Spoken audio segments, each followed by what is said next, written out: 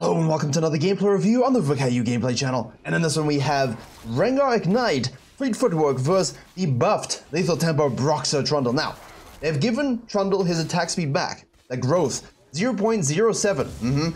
Obviously, that champion that's a stat checker that has a attack speed amplifier, you know, when you take it away, kind of affects him a little bit. So basically, we're going to see exactly how he moves around the map, how he feels, and with a good build that is basically my Warwick build.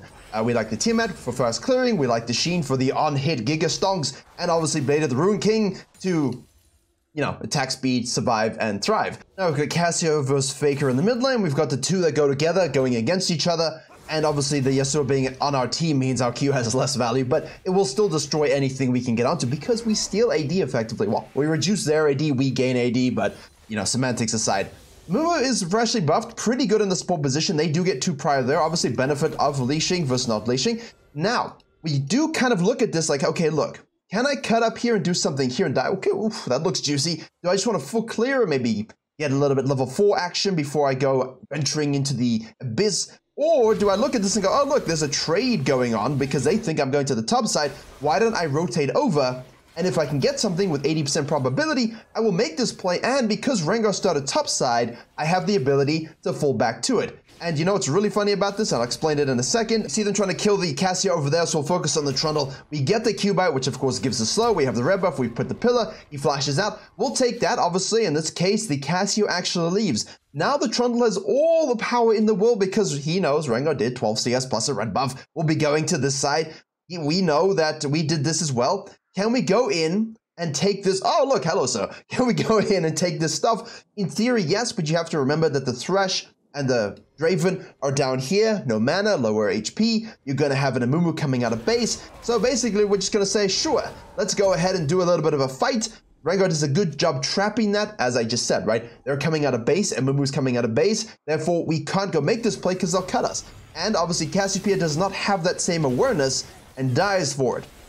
Trundle in the meantime now will shadow across mid lane here with a bit of vision control, and now it's reversed entirely as he places the warding totem, which is why I tell you, I like the warding totem on junglers because it just gives us that extra information here in these particular scenarios. So basically, the Amumu is moving up with the Rengar to this crab. They can go gank the top lane or they can invade the Trundle and make his life difficult. So what we do is we keep it in the brush, we hit the smite, we make sure we grab it, and now we have to accept the situation, whatever it might be. Do I have to leave? Or can I actually stick around and hang around?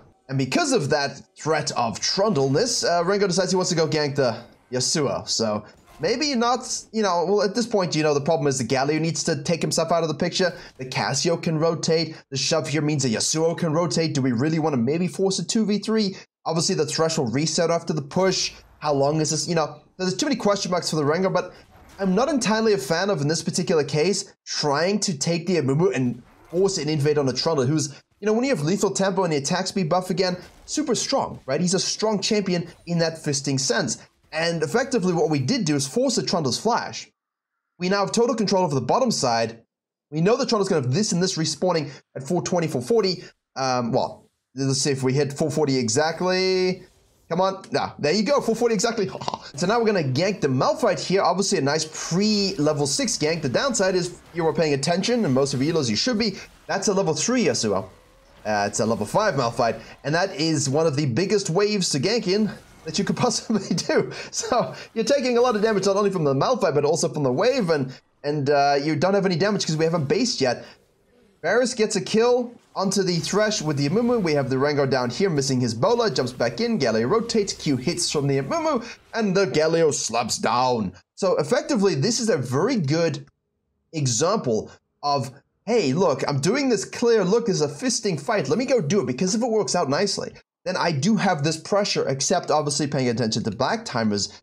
In this particular case, we went into the river, Rengar trapped nicely, knowing Amumu was coming down, and Broxer was forced to flash out. Now the Rengar decided to try and leverage that into this, which I think we can agree is not the best necessarily for experience optimization and lane pressure. We could have still done this and impacted this nicely, and again, counter jungle these possibly if he shows top lane, which he did.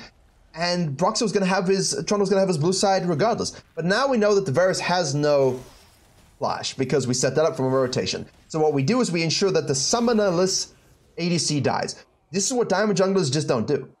Like, look, I rotated to the scenario. We didn't get a kill. It's fine. I was forced to flash out because the Mumu came from base as he should to help the Rengar.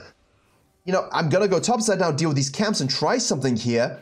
But I know your summoner is still down. Therefore, let me pillar you. Thresh hook. Guarantee the kill. And the Yasuo comes back nicely. There we go. The gank, of course. Not all ganks are kills and triple kills and cool things. Sometimes it's just a bit of pressure release, HP chunking, forcing the, as I say that. You know, but the Rengar does his job and reacts and kills him as he should. We are definitely behind you. We don't even have a Tiamat. The Amumu is just piss roaming at this point because the Draven Thresh has a lot of this control at this stage thanks to the Trundle's actions. Now, all of the hypothetical possibilities aside, the whole goal is to ensure that we maintain the jungle lane interaction necessary to win the lane that we want to snowball and to get ourselves fed at the same time while still controlling all the objectives and of course denying the Rengar his right to exist at a high level. The Rengar is 202. The Galio is now moving on down and roaming on down through this. So we'll take our red. We're not yet level 6, quite late. The Amumu goes in, but again, because they don't track the Trundle, nice hook, and laners struggle at tracking junglers in terms of that kind of back timing and base timing and buff timing, we are able to rotate really nicely again. We know the Rengar's topside because we saw him. From the blue team's perspective, red team's perspective, we know he did red side. We know he flashed out here. We know he crossed here. We know he took this because we tracked the CS when he shows back up to the top side, right? So if he does 12 and then he cuts across and now he has 24 when he shows up, okay, look, he's done a full clear. And he started on these camps. So he must be coming back down to the bottom side. The fact of the matter is he also ganked this and his red buff was spawning, so we know he's still there. Rengar decides to ult. That's why you keep your base synced up as a bot lane, please. Obviously, I play bot lane as well, so keep yourselves aware of those kind of scenarios. Ult burn from Rengar. We don't stay for the dragon because our bot lane needs to reset. We force a dragon there, Rengar comes, Mumu comes, Varus comes, and we all die. So don't force the dragons when you don't need to, especially when your bot lane is doing very well now, and the dragon's not going to win you the game at this particular stage. What's going to win us the game is obviously the Tiamat Sheen combo. Love it. Super strong bites, super strong slows, and on hit, on repeat. That's why I love it on Volibear as well, actually. I built this on Volibear too. It's my Volibear build. But because we know they're most likely going to do this, given this, we can just take this. And now from this, we watch that, we observe, and we go, please just go the other way, all right? And I rotate and kill this. I could, but at bottom lane and Rengar are the bottom side river, so I'll just focus on this mighty fine gold income machine, which we do. And that's why we like to make sure we have control wards as well. We scan just to make sure that we're not seen doing this, although I feel like that's, you know, like, are they rotating up through here? Can I see them potentially? But once you kill the Herald, you know, they know you took it. You know that they know you took it. Then unlikely to be on this side. Rengar's most likely to be either repeat ganking this from some false sense of chivalry because he missed the ult here, or resetting and coming topside to take these camps. Now, if he does that, that's cool. Okay, we can kind of track that. Let's see what exactly he does do. But the issue is we don't have prio here nor here in terms of positioning. And obviously we have 1,000 cash money pocket. We could look to go ahead and take these things, as Rengar does in fact show on the top side. Kind of obvious to predict that. You could go for this invade here, I think. If you're strong enough and in diamond and in gold and whatever other elo, and you know the enemy jungle is really compromised because you're just so much better than them, and you do have the pressure mid lane, maybe Galio doesn't have ult, big thing to note, and Malphite doesn't have ult rotational power, then this invade is nice to do if you're still strong enough to fight them 1v1 with your Sheen and your Tiamat, okay? Because if you can deny and kill, or just simply dive and use Herald and things like this, there's a lot of action that you could be making there, but in this particular case, lanes are sagging in, Rengar's there, it's a Malphite, it's a Galio, we have 1,000 gold, let's go back to base, buy a Kindle Gem, we have our camps on the bottom side, and we want to use the Herald to snowball our Draven as much as possible. Various summoner spells are available. Let's see what we can do. Rengar, of course, we knew we tracked he was topside, then he shows topside, then he ults the Yasuo, so no one's surprised. We want to gank this. We see 1.5 plates. Is this really something we need to do in terms of Herald, or can we kind of use it somewhere else? We got a lot of time. Let's see. We're kind of just shadowing the scenario here to see if we can actually just punch it. I mean, we could just punch it. Just to guarantee the kill and then start to move our pieces around. We see the Galio go up. Yeah, I don't think we I don't think we needed to necessarily, but that's fine. We can do that because it kills it. And now we can move into this position here. We see Galio topside, Cassio topside, dying to the Rengar. And this is where I like not necessarily using it because I can cut in and really shove a lot for myself. That's more about Master Yi thing, you know, upon, you know, you speak to scenarios and things like this. You want to maximize that cash money gold. Trundle can snowball like that, but it's not really the same mindset, right? Because now basically you would not kill this turret, although I think your bottom lane could have gotten it anyway. It's more about, hey, let me just punch down as much solo gold as possible. You know, you have the Herald here, that's 4 plates, they get this anyway, and now we can invade the blue side. You could also just, if this is down or not doable, you could just move in and take the blue, take the Grom, help your bottom lane here, shadow shove. 3 plays, really. 3 different plays that you could do overall. So a lot of different pros and cons to this kind of late game transition strategy, right? Late early game transition strategy as we head towards the mid game. Different ways to infuse yourself with gold. You have the power, right? Is this invadable and diveable and usable such that my top laner gets fed? Do I want to use a mid lane first? Or should I reset and try and use a bot lane, but I don't really need it? I C3 top, why don't I just cut, invade, and take, and then gank this with my bottom lane moving to the mid lane, and we can see just with the Herald, right? Like, you still had time to hold this and ensure that your whole team could use it. So different schools of thought, different pros and cons always. Make sure you're thinking about these kinds of things. Who do you want to snowball? What's your next move on the map? 1, 2, 3 moves ahead. Don't always think in the moment because that's when you waffle, right? If you're never thinking ahead, you're just waffling. So Cassia's going to go back to base. The Krugs are not yet spawned, so we're not going to waste time waiting for them. We'll just go straight to the Raptors. Obviously, you want to path inward to join your team, right? Don't path outward. Path inward so that we can make sure we can rotate to our team. Now we're watching this and we're like, guys, please, there's really no reason to be fisting and fighting at this particular stage. There's nothing really to fight. But if we do see this, we can cut in. You see, I like this. We cut in here, we scan to make sure we're not seen. Maybe we can get a few more plates topside by killing the Malphite. Maybe I see Rengar down here, no reason, I just take all his stuff as well.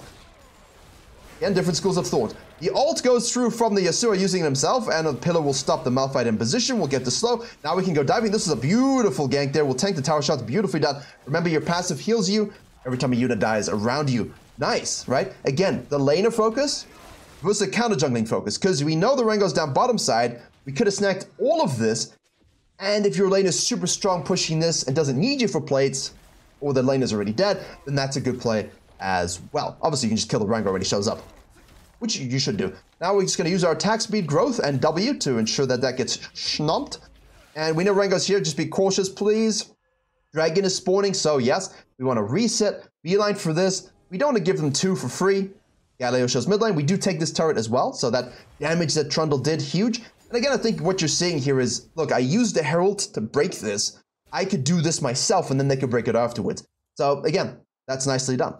Now, out of base, we finally have our Divine Sunder completed for extra hybrid penetration.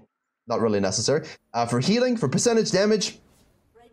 And obviously, the red team gets to the dragon first. We're a bit slow. Rengar is now a bit out of position. Galio ults to protect him. They're all turning onto the Thresh. We're going to try and stay in front of the Draven as much as possible. We'll just Q-chomp that Rengar down. And now we'll chase and Q-chomp the Varus down. And now we're basically at that stage where we are a monster.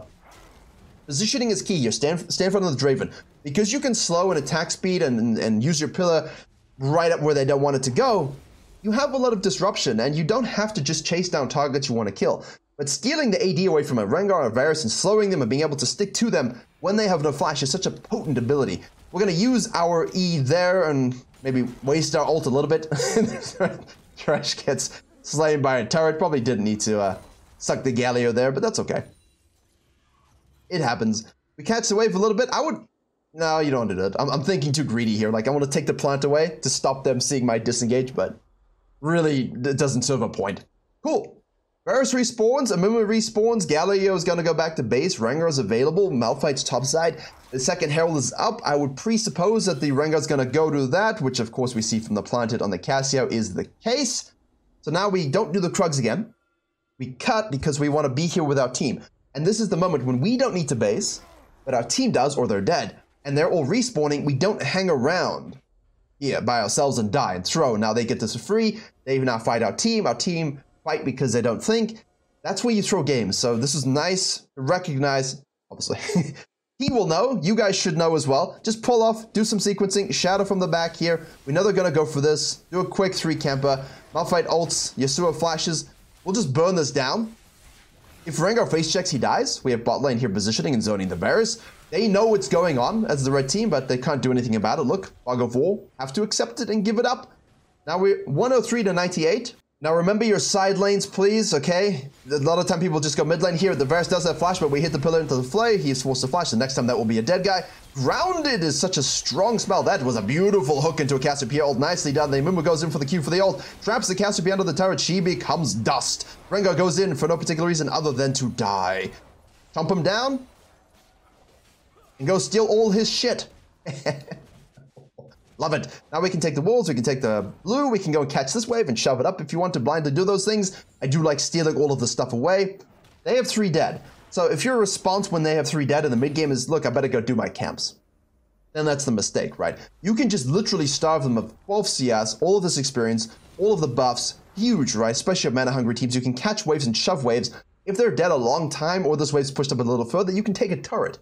There's so many things you can do before you fall back to your own base. And in this particular case, the Yasuo shows up, so we'll say, okay, you take it, you take it. Now, if it's an ADC and you say that, they'll probably push up and die, but that's fine because it'll be almost 20 minutes. So when that happens at 20 minutes, Barons are free, steal it, easy mode. Back to base, Titanic Hydra completed. Now we can go into the Blade of a Ruined King. See, for the Warwick build, it's different. We go for the Sheen Tiamat, and then we can just, well, would not really rush the Sheen actually anymore, but you would go for the Tiamat, then you build Blade, and then you can do Divine Sunder, right? You want the Blade first when you're snowballing. With the Volibear, we kind of like to do the Sheen Tiamat as well. We'll do the same build here, but we don't build Blade next. We just go into regular itemization choices. Or if you're feeling Virkayu spicy, Nash's Tooth. It's very silly. But if you're fed, you will have a lot of fun, I can guarantee that. Don't recommend it for a typical 1v9 climbing, but again, I guess you could. Just, you know, with Volibear, I'm always coming up with weird things. So now, basically, we're going to shove this up here. We do have the Herald to use as well. Yeah, worth noting, we have the Herald, but you don't want to punch a Herald when your team are dead or basing, and their whole team is going to come defend, right? So it's better to save it for now. Bust this sucker open here. We got 3 Thresh zoning, so technically 4. Cassio on the 1 on the bottom side. We'll Hex Flash over the wall. Mimu channeling. Not Hex Flash gaming. Cassio flanking. That's a nice little look. You don't actually see anyone use that a lot. Very nicely done there. And we have the Thresh Lantern to get out. Wish. Oh, don't really want to use our ult there. Now we get ulted. The Lantern expires. Now we hit the hook on the Varus. So yeah. Just a lot of ums there from the Cassio. What started off as a cool thing was a little bit crazy. See now, look how we peel, turn back, peel, chump, slow, peel. Once he's got that cool, now we can turn it and make sure we kill the next. Whoa, nice Q autos. Well, there's not really much to Trundle, is it? Chuck your pillar, then use your W to make sure you've got a nice attack speed zone, a movement speed boost, and auto Q and auto Q and auto Q as necessary. But you see how immediately we turn to peel. This guy is now like, well, the game is doomed. My team sucks. I better split push. Look at me go. And Trundle's like, yes, keep going, son. Keep going. Keep going. Ah, he didn't keep going. Now, is he going into our jungle to take our stuff? Yes, but because we have Tiamat, we can just rinse this super fast. He's going to snack the Grump and get out, isn't he? Yeah. We know that's going to happen. We know it's going. We don't even check. No point. He'll take the Scuttle as well. He'll probably go to his red or back to base, which gives us Prior on the Dragon, which is what we want here. The Thresh Hook over the wall. Take their plant away. You should take their plant away, guys. You hit on the Varus there. But now split. The split fights are what the red team wants. Rengar is over here. He's actually leaving, which means now we have numbers advantage. We should just go in. If we can get the kill there, the pillar into the ult, into the Amumu ult, doesn't really matter because Miasma is huge. We can sustain and thrive. We have Blade of the Ruin. Oh, we have Lifesteal. We don't have Blade yet. We have our passive. Yeah, just sit there. Sit there and auto attack. Cue them, auto attack them. Hello, Varus. Do you have flash today? Ah, I see. That's why we wanted to take that away. I wanted to take away the steal potential and also the disengage potential. But no range equals no game. Where's it? This is a tilted Rengar. But I mean, there's no reason for you not to worry about those things. Anyway, off we go to the dragon for free. This wave is crashing. Baron is available. We can just kind of run straight to the Baron. Looks like Rengar's a bit tilted. That's fine. That's exactly what you want, right? We'll take the blue. We'll give it to Cassio in theory. There we go. Yeah, we can just do it. Remember, the game still isn't over, though. Because Rengar can basically just give up a whole bunch of things and get himself super strong. Why would... Like, you're a Mumu. Why would you even remotely go in for that? Except that you've lost it and don't go in. Thresh Hook does hit. We get that double flame to the Yasuo ult. We have the backline triple knockup from the Galio there. Sorry, from the Malphite there. Nice ult from the Galio as well. But we're just peeling, disrupting, and Malphite really... It's great that you ulted 3 people, but you can't really do anything else. And again, positioning from Trundle is absolutely nice. See, misdirected intent from the Galio. I'm dead. I'm looking this way. I'm going to Q that way to kill you because you think I'm not... You think I don't see you, but I see you from peripheral, so I'm gonna hit my Q and kill you. And huge positioning from the Trundle. Huge positioning. I realized I never completed my story from the early game route thing. So, yeah, in the course, the Diamond course that I'm releasing around the time of this video, it should be out tomorrow, but you know, it's all live and everything like that on the site. I spoke about a Broxer example where this exact play happened, and then you kind of take away all the decisions away from the enemy jungler. And that's what you kind of do with the Rengar there, but the Mumu made a good play. And again, we talked about the Rengar's choices in that moment. So those kind of rotations, when you think about the enemy jungle clears and things like that, it's a lot of mind gaming. And I was just speaking about that exact clear and the different options just last night. So it was really interesting to see that kind of transpire live. Always interesting when that happens. Because I spoke about something in a coaching session, then the next day I did the Vi on this channel, right? And we saw where she kind of cut the wolves out doing my 5-cam clear that I spoke about as we wait for Spectre's cow. It's just cool when things sync up like that. So, out of base we go. Should not be too difficult here. Our team hopefully doesn't fight without us. It's a mannerless Amumu who does not understand the how to engage. Now we're doing our Krugs here. Potentially probably should be rotating to this fight. Although, should they be in this fight? No. Okay, we see this happening. Okay, our time is now. Our whole team is dead except for Cassiopeia. Let's just go ahead and snack that Rengar there. Now we can just keep attacking. Hello, I have Smite, I have Q. You will be slowed. I'll kill you first. There we go. Pillar's up again in 9 seconds. Let's just keep auto-attacking. There we go. Whenever Q's up, use your Q. There we go. There we go. Okay. Yep. Nice. I mean, it's not like Lee Sin or you know, other champions where we can kind of slow down the micro a little bit. It's pretty simple. That's why when the champion's strong, the stat checking is annoying because there's not much, there's not a lot of outplay going on there. The inhib does spawn. We'll go ahead and smack that up. I mean, we could fight everybody at this point. Like, you're level 15. Like, yeah, there you go. That's 1 Q, by the way. Pillar, keep going. It's a 2nd Q. Rengar shows up, he's ulting. There you go. This is what 1v9ing in an elo beneath you means, right? Because again, like, should our team be fighting there? No. But we go, okay, fine, I guess I'll clean up your mess, which you do. Then you push, you take an inhib, then you just fight them 1v3 and you beat them. Then you take all their stuff away, right? It's being 13-0-10 and carrying the game hardcore. Why would you do that if you're red team?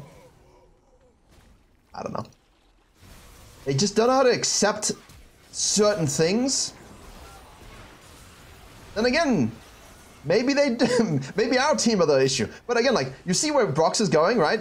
Why are they running it like the inhib is down? The inhib is dead. That will push auto. Let's go and take a side lane. Let's then make sure we get 2 inhibs, and then we can just end the game with a proper siege. There's no real reason to run down mid when you have the inhib down already. Just cut through, steal all, push this up, take this as well. Now you're gonna have supers here, supers here. If you need to reset for some reason, you can reset, but ideally, if you want to push around the world, you can push around the world, take the 3rd inhib. But, you know, you should be able to end games just on 2 inhibs here if we just exert a little bit of patience. Or exude a little bit of patience, which we don't.